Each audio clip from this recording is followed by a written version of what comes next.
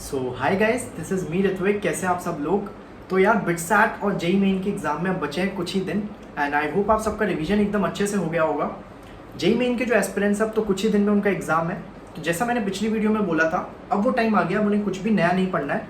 जितना भी उन्होंने सिलेबस रिवाइज कर लिया होगा, उस दौरान उन्होंने जो भी शॉर्ट नोट्स बनाए होंगे 1 या 2 पेज के, जैसे मैंने बताया था, उन्हें लास्ट के दिन में देख जाइए, अपनी स्लीप अच्छे से लीजिए। बाकी पूरे कॉन्फिडेंस के साथ एग्ज़ाम देना है और एग्ज़ाम फोड़ के आना है। बिटसैट के जो एस्पिरेंट्स हैं उनके लिए भी यही सेम एडवाइस है। जितना भी सिलेबस बचा है, जो चैप्टर्स बचे हैं, उनके लिए वो क्या कर सकते हैं, ज़्यादा से ज़्यादा कि फॉर्मूला देख लिया कि क्योंकि बिटसैट के अंदर फॉर्मूला भी सब क्वेश्चंस भी आ जाते हैं कुछ चैप्टर से, तो ऐसे कुछ ज़्यादा छोड़ के नहीं जाना है। जितना जो थोड़ा बहुत बचा है उसे मेन पॉइंट्स देख लिए उस चैप्टर के, that would be more than enough. तो अब इस वीडियो में मेरे पास पास्ट वीक में काफ़ी एस्पिरेंट्स के मैसेजेस आए थे जो क्लास 12th के एस्पिरेंट जो क्लास 12th में पढ़ रहे हैं, जो 2021 के एस्पिरेंट्स हैं, जो क्लास 12th में पढ़ रहे हैं, क्लास 11th में पढ़ रहे हैं, उनके बैकलॉग्स हो गए हैं। तो इस वीडियो में बात करेंगे कि यार किस तरह से हम बैकलॉग्स को अपने कवर कर सकते हैं और क्लास 11th के बच्चों को क्या गलतियां नहीं करनी चाहिए थी या करनी चाहिए, ताकि उनका जो सिलेबस है वो इकट्ठा ना हो, जो बैकलॉग्स हैं वो बढ़े ना, उनको बर्डन ना लगे। तो स्टार्ट करते हैं वीडियो को, पॉइंट पे आते हैं। अगर आपने मेरे चैनल को सब्सक्राइब नहीं किया है तो please hit the bell icon, do subscribe to my channel and feel free to ask queries in the comment section. Start करते हैं।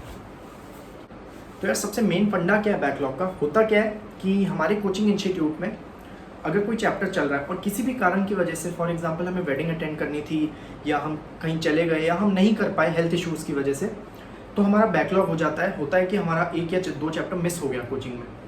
अब हम कोचिंग में जाते हैं तो हमें लगता है कि यार अब तो समझ नहीं आ रहा है, तो 1 या 2 क्लासेस जाते हैं और फिर वो बंद कर देते हैं जाना।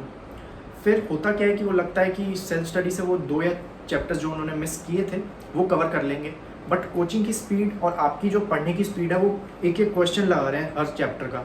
वो 1 चैप्टर ख़त्म करते हैं, कोचिंग में 2 और चैप्टर हो जाते हैं। तो ऐसा होते होते सिलेबस इकट्ठा हो जाता है। फिर बाद में एस्पिरेंट्स डीमोटिवेट हो जाते हैं कि अब तो हमारा हो ही नहीं रहा है। तो आपको सबसे पहले तो क्लास 11th के जो एस्पिरेंट्स हैं उन्हें सबसे पहले ये गलती कभी भी नहीं करनी है, या क्लास 12th के भी हैं जो आने वाले टाइम में चैप्टर्स होंगे, अगर मिस भी कर देते हो तो अगर आप नेक्स्ट चैप्टर करवा रहे हैं आपके कोचिंग इंस्टीट्यूट में, एटलीस्ट 1 या 2 क्लासेस लगाइए, ये समझने की कोशिश कीजिए। जितना समझ आए उतना ठीक है, बाकी लिख लीजिए जो वो पढ़ा रहे हैं। बाकी आपको 7-7 दिन का 1 या 2 घंटा फिक्स कर लीजिए कि इस घंटे में मुझे अपने जितने भी बैकलॉग्स हैं, चाहे वो क्लास 11th के हो या क्लास 12th का जो सिलेबस पेंडिंग है, वो कवर करना है। बैकलॉग्स कवर करते समय फॉर एग्जांपल मेरे को स्टेट लाइन चैप्टर पढ़ना है, मेरा पेंडिंग था, मैंने पढ़ना है, तो मैं क्या करूँगा, उसकी एनसीईआरटी उठाऊँगा, जितने भी उसके अंदर मेन कंसेप्ट हैं, मेन फार्मूला है, वो देख लूँगा। उसके बाद आरडी के अंदर क्या है, आरडी शर्मा में आपको ये मिल जाएगा कि इस चैप्टर के एक कंसेप्ट के 10-15 सॉल्व एग्जाम्पल मिल जाएंगे।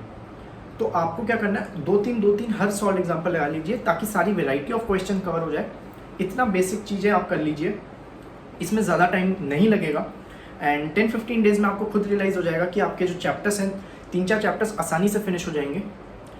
एंड हमें देखने में लगता है कि यार हमारे तो 10 चैप्टर बचे हैं, यार बहुत बर्डन है, बच्चे डीमोटिवेट हो जाते हैं इसी चीज़ में। तो ये गलती तो बिल्कुल नहीं करनी है।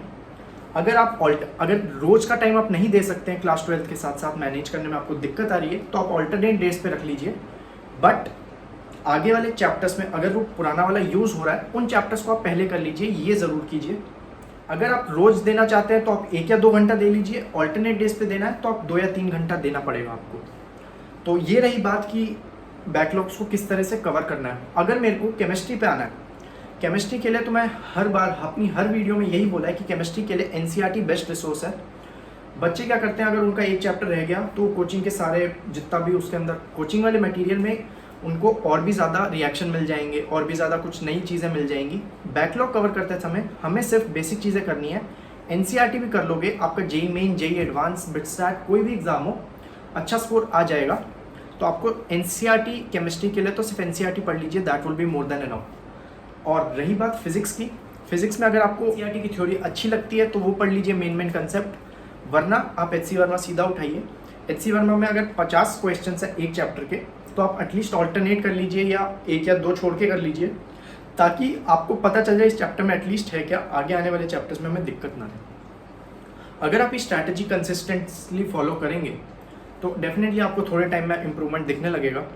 होता क्या है कि हमारे 10-15 चैप्टर्स बचे हुए हैं तो हम डिमोटिवेट हो जाते हैं कि नहीं अब तो हो नहीं पाएगा, छोड़ के बैठ जाते हैं कि अब तो कैसे कवर करें। ना क्लास 12th में उनका मन लगता है क्योंकि उनको पिछला वाला नहीं आता, तो उन्हें लगता है कि यार पिछला वाला कवर कर लें। पिछला वाला कवर करने में लगता है कि हमारा क्लास 12th का मिस हो जाएगा। तो ये गलती नहीं करनी है। आई होप आपके लिए वीडियो हेल्पफुल रहा होगा। आप इसके बाद खुद देखेंगे आप में इम्प्रूवमेंट, आपका सिलेबस कवर होता जाएगा धीरे धीरे, और बाद में आने वाले टाइम में आपको एम्पल अपॉर्चुनिटीज़ मिलेंगी उन्हें कवर करने के लिए।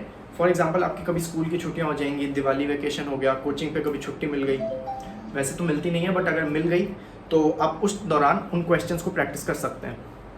एंड आने वाले टाइम में आपके वो कॉन्सेप्ट स्ट्रॉन्ग हो जाएंगे, बट एटलीस्ट इतना कर लीजिए कि बेसिक मुझे आता है उस चैप्टर का, तो ये आपका हो जाएगा। तो यार सेकेंड एक इंपॉर्टेंट बात है, जो ये कॉम्पिटिटिव एग्जाम होते हैं वो आपके पेशेंस को टेस्ट करते हैं, आपकी कंसिस्टेंसी को टेस्ट करते हैं। आपको कंसिस्टेंटली मेहनत करनी है, अपनी बीच बीच में ब्रेक्स लेने हैं। इसका मतलब ये नहीं कि आप 20-20 घंटे एक साथ लगातार पढ़ने बैठ जाओगे, ऐसा कोई करता भी नहीं है और कोई कर भी नहीं सकता। तो आपको बीच बीच में ब्रेक्स लेने हैं, स्लीप अच्छी लेनी है, तभी हमारी एफिशिएंसी इंप्रूव होगी। धीरे धीरे एक एक 2-2 चैप्टर्स करके अपने बैकलॉग्स को कवर करने की कोशिश कीजिए। बाकी मैं आपको गाइड ही कर सकता हूँ, बाकी स्टडी टेबल पे तो आपको ही बैठना पड़ेगा एंड मेहनत आपको ही करनी पड़ेगी।